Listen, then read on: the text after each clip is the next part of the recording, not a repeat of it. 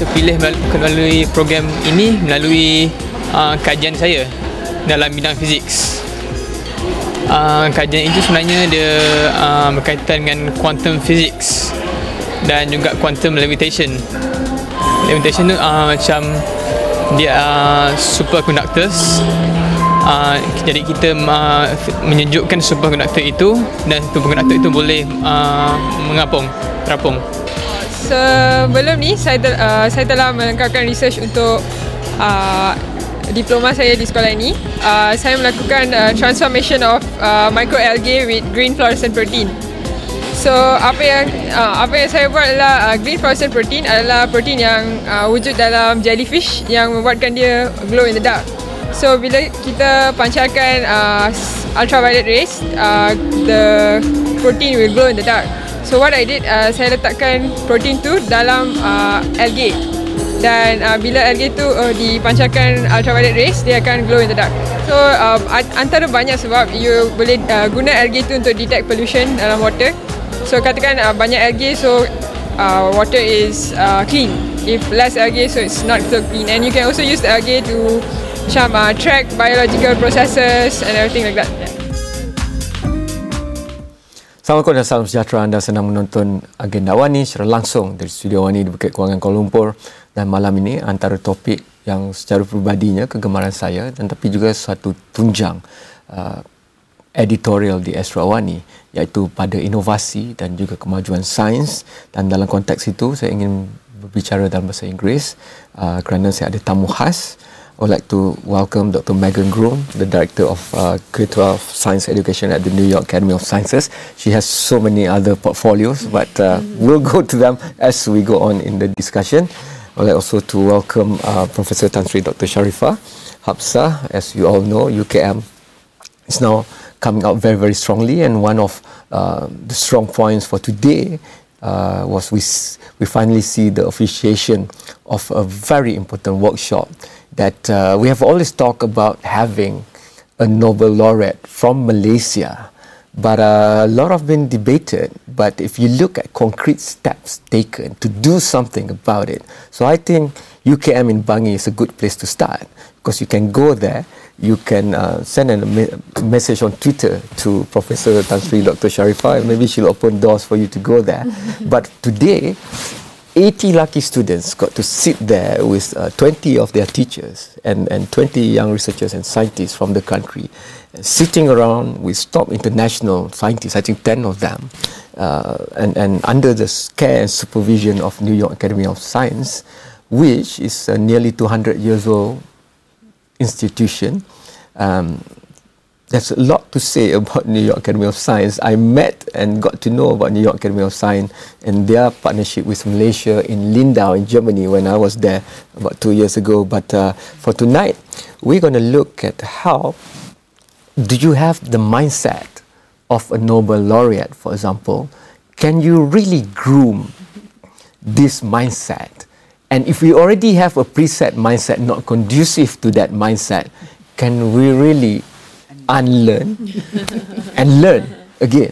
So I'm going to divide it into a few sectors, because a lot of those 80 are also the proud homegrown for UKM from the Pintar program, Permata Pintar. So they are already selected, but maybe we can start with them, because if anybody stands a chance to become the first Nobel laureate for the country, they probably would come from the Permata Pintar program, for example. I hope so. Yes. But so, it may not be. It may not be. But clever kids. Just in case we hedge our bet on them, how do you see it going? Because you've been grooming them at the early levels, but maybe the missing link is for them to picture themselves forward like 10 or 20 or 15 years and see themselves there receiving the award from the royals of Sweden. But the pathway there, maybe after UKM, is a bit hazy. But now with this program, a cradle to career kind of marking, it gives them a better view, and also for those involved in grooming them. Your point of view? Well, we call our program Nobelist Mindset from Nobel. The idea is that from you just can't say I want to be a Nobel laureate. You have to have some kind of systematic way of thinking about how you're going to get there. And I think this is what this program is supposed to do. Like you say, of course, our gifted kids would hopefully have an edge. Because they learn very fast, they imbibe things very fast, they're interested in research, they're interested in fundamental science, in mathematics, chemistry, physics. These are the areas that the gifted children are interested in. So that's a good start. Yeah. But it's not enough. It's also the whole environment of their teachers being able to help them, of them being able to be in touch with people who are doing research, which we already give in UKM, because each of the gifted student has got a mentor, a professor they work with, and already they work on the research together with the professors. So they are in that kind of environment, but it's not done in a systematic way where they all interact together. The scientists can help the teachers, and the teachers learn that this is the way to help the students. At the moment, they just think about facilitating their learning. But now we are not saying just about the learning of certain subjects, but hey, put yourself in the shoe of a Nobel laureate. You want to be a Nobel laureate. How do you get there? And I think what they are helping us do is to get this going in a very systematic way. So maybe Meghan should take over from here and tell us what they are doing with our students. I think in some ways it's easy for a student, a young scientist who is interested in science, to say, I would like to get a Nobel Prize, in the same way an athlete may say, I would like to win a gold medal in the Olympics. Now, of course, when you're 15 or 16 years old and you're dreaming very big, it is very difficult to then say, well, what do I as a high school student do? And it does start with thinking about, what are the problems that I would like to solve in science? And many of the students thought about solving diseases, issues of water, and also biodiversity issues. And we said, well, what can you do with these big ideas in science? And they did think very big. And then we said, okay, well, so here's this big idea in science. Let's bring that back to a researchable question. What is something that you can do in your research lab that you currently have access to? And mentor with one of the very bright young scientists at UKM, and go from high school and think about university or undergraduate, and from university or undergraduate, what are the experiences that they should have there? And then we talked with them about, how do you choose a good university to do your graduate work in?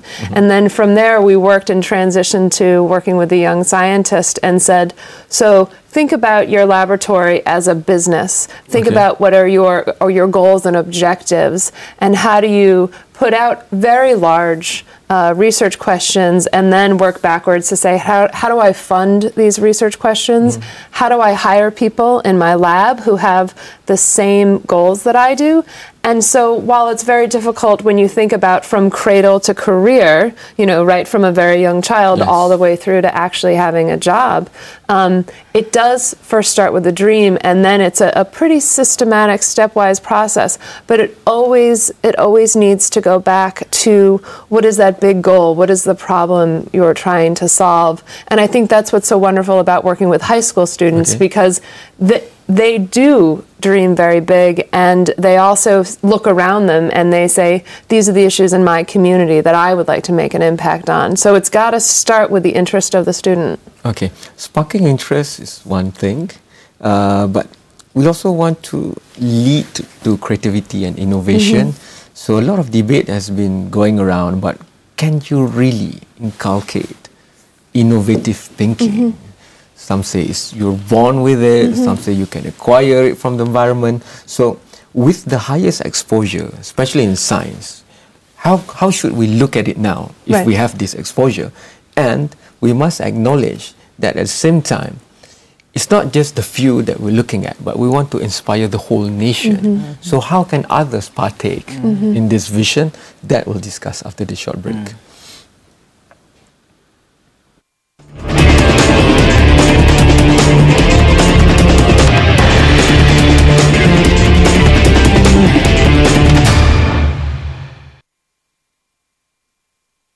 computer is about possibilities. It is an idea made real. Crafted with precision, it can make tradition timeless. Pewter is our legacy, and we're keeping the legacy alive. Royal Selangor since 1885. Very honoured to have on the set with me the former President of Portugal, His Excellency Jorge Sampaio. Growth is necessary for Europe, and growth needs innovation. Tolerance is going to be also an element of the 21st century. We hope that inside Europe we all can find a balanced budget for the next years. Conflicts coming up with all sorts of motivation. VIP Awani, 3rd February, Sunday at 9:30 p.m. exclusively on Astro Awani. Bermacam jenis wanita ada di dunia ni, tapi nak jumpa pilihan hati, payah. Ada pula yang terlalu style, susah nak maintain. Kalau gaduh, manja, okeylah. Tapi kalau dapat yang queen control, yang minat membaca ni saya suka. Tapi kalau dah tengok buku je 24 jam, dapat yang terlalu nak communicate pun susah. Bukannya nak memilih, tapi kena hati-hati. Adakah dia yang saya nantikan selama ni?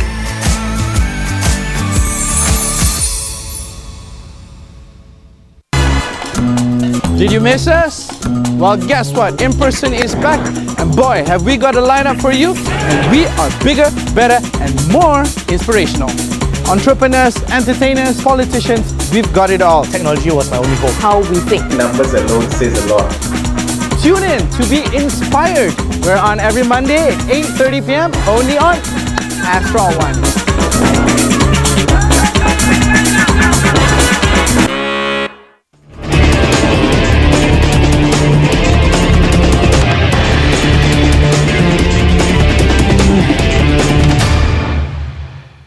Anda masih menonton agenda Awani dan saya berbicara dalam bahasa Inggeris kerana sebenarnya kita bercerita tentang bagaimana untuk kita merintis pemikiran masyarakat kita menuju ke arah melahirkan saintis-saintis dan penyelidik bertaraf tinggi untuk memenangi hadiah Nobel. Bukanlah akhirnya itu tujuannya menang hadiah Nobel, tapi tingginya tahap pendidikan dan ilmu sains yang ada dalam negara.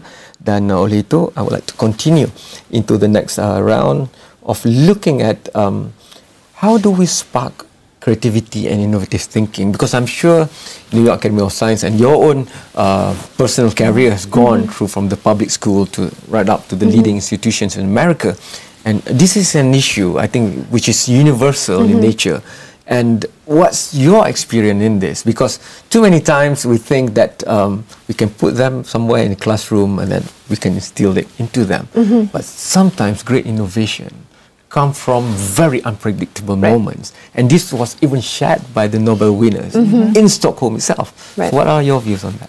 Well, it's interesting when we look at creativity and innovative thinking. What you often find are people who are very technically proficient. So if you were to look at someone like Pablo Picasso, he was very technically proficient, even though his most famous works of art look very simple. And the same thing with someone like Albert Einstein. He was very technically proficient, and there was a certain elegance to his work. But when you become technically proficient, and you are creative or unique, you then can turn around and create ideas and share ideas that are very different. Now, I think, and there's some research to back this up, that everybody is quite creative and everybody is quite innovative in their thinking. And what you need to do is not necessarily teach people how to do that, but what you need to do is give them permission to be creative and incentivize creative thinking. So if you think about something like the MacArthur Genius Award, that is an award that is given to people that have very innovative and creative ideas. So the tension in school is that you want everybody to learn a certain curriculum, right? You want everybody to be able to pass their test. And at a large scale, like a public school system, you know, not everybody can be Pablo Picasso. But what we need to do is also take advantage of all the other opportunities that students have. And parents can do things like put their children into summer programs and weekend programs, and also really encourage them to be creative and encourage their teachers to really think about innovative thinking as something that can be rewarded, instead of thinking about working to make sure kids get the right answers on the test all the time and sort of put their thinking in a box. What we need to do is really incentivize them and give them opportunities to be creative and to give them almost permission to do that. And I think we need to do the same things in science. And we can do that very easily by funding what we think of as high risk, high reward science. Basically what that means is you provide a proposal that's kind of a wacky out there idea that's not necessarily within the mainstream of science, but you have someone who has an excellent research background and kind of this far out idea, and provide amounts of money that will allow them to pursue those ideas.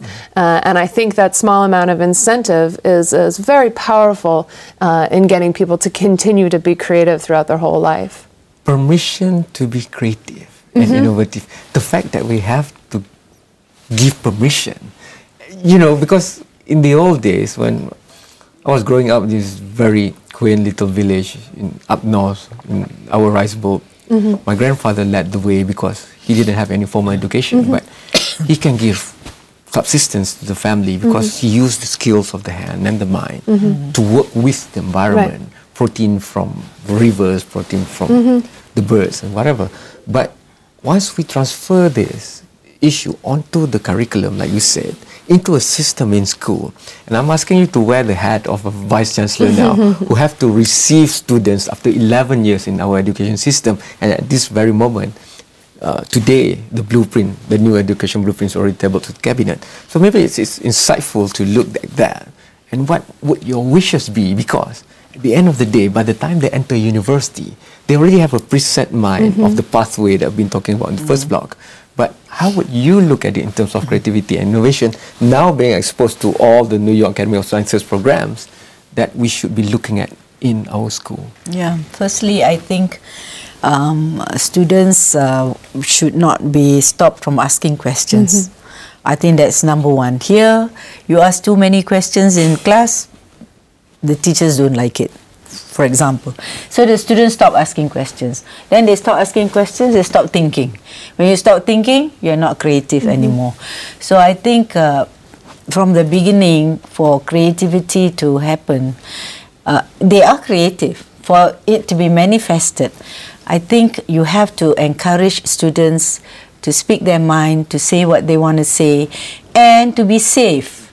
I think the problem is they're not safe. The environment is not safe for them to experiment, to do things differently, and that is what will encourage creativity in their thinking. The other one, I think, is you cannot like compartmentalize science and arts. I think streaming it. Yes, I think we do too much of that. You know, that science students are not even exposed to, say, performing arts, to literature, to writing, because I find a lot of the students, they may be science, but they're very creative. They can play musical instruments well, they write well, for example. Similarly, with the students we stream into the arts, then they are not exposed to science. So how do you make science interesting to society, or even for them to appreciate science when they're not exposed? So I think it has to start at a very basic level. Great points, but I have to go for the last break. But once we are back, you're good in biology and you're also actively in theatre, for example, Dr. Groome. So maybe you can share with us experiences on ground that's being practiced in schools in America. And why is it the outreach by New York Academy of Science to the public side of things? I mean, you're also looking at the website and portal for education of science, NYAS, and you're looking at engagement with the city itself. So now scientists, even at Nobel level, they are going out and reaching out. So there must be an initial there. And let's take that example after this short break.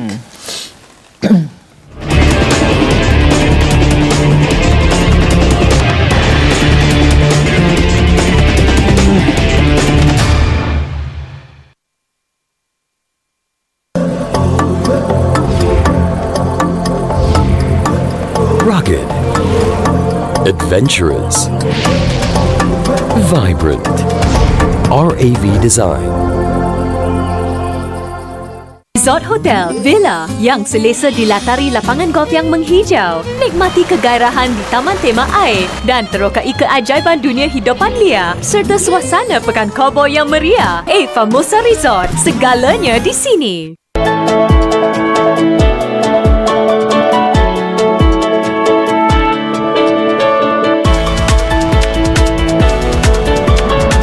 AsiaRooms.com, pilihan terbaik anda. Khas buat peminat bola sepak tempatan, Liga Super Fantasy 2013 kini kembali. Jangan lepaskan peluang untuk memilih pemain Liga Super pilihan anda. Pelbagai hadiah lumayan menanti. Layari fantasy.arena.my sekarang. Hai kawan. Maafkan saya Ahmad, saya tak sengaja. Apalah. Tapi tak kisah, saya ada ni. Kita kongsi ya. Dan saya ada ni. Terima kasih. Sama-sama. Budi bahasa budaya kita.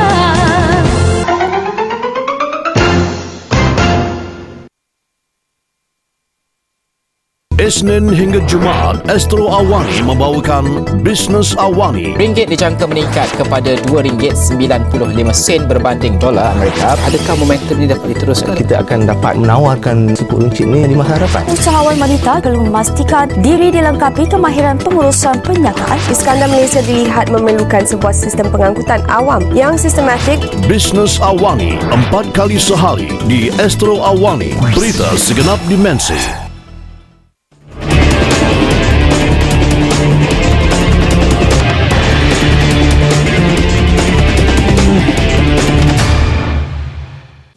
I have to rush a bit because there's always little time when we talk about great things, great people. But I want to learn from the experiences, garnered by New York Academy of Science in reaching out to schools, to public communities, in trying to put across the message that science is for everybody, to spark that interest. And you've made the point where maybe in this country we've been streaming too much. So if you're into arts, that means you're no good in science at all. But even a musician can use mathematics to, enhance his skills, for example, and the other way around.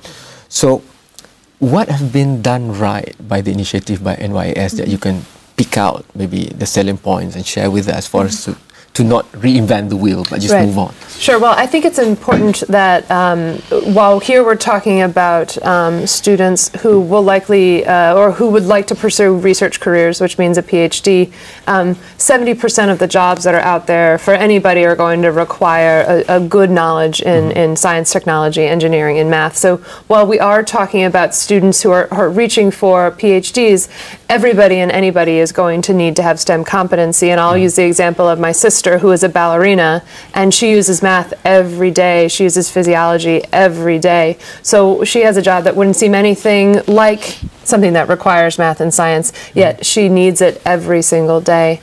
I think the best initiatives in the States, and I mean, I've been all over the world, I've seen these initiatives all over the place. The best examples give kids an opportunity to look ahead and meet the people who they may become, whether they're young scientists, whether they're older scientists, whether they're people like me who have a science background who went into teaching, gives them an opportunity to actually understand all the different careers that are out there for them and see, maybe try them on, maybe do an internship, maybe do an apprenticeship, maybe do a placement in a laboratory.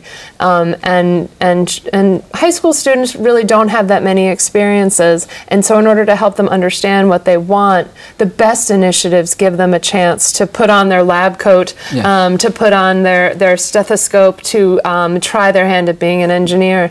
And a good life is one that is led by trying many, many different things and understanding what one does not like until you find something that you do like. So you're never going to fall in love with a particular career until perhaps you've tried a couple of different ones. And so I think the best initiatives try to find a way in which students can meet perhaps their future self And then as high school students, they can also serve as role models and mentor for essentially their younger self, for middle school children and elementary school children. And I think that continuity is really what helps people serve as leaders, develop leadership skills, and also then think about what sort of positions they want when they get older. I guess seeing is believing, and if kids in high school can sit down with a Nobel laureate, and actually the Nobel laureate says that I'm learning something from you. Yes. So that's the greatest spark. And we should open up the wrappers. This invisible perception that people have that Nobel laureates are way up there. Because in Lindau, for example, when it was about physiology that I attended, I sat down with one for an interview, and he said that when he was young, before he took his medical degree, he was backpacking across Thailand, Malaysia, and Singapore. So I'm like, is this backpacker can now, decades later, sit in front of me as a Nobel winner?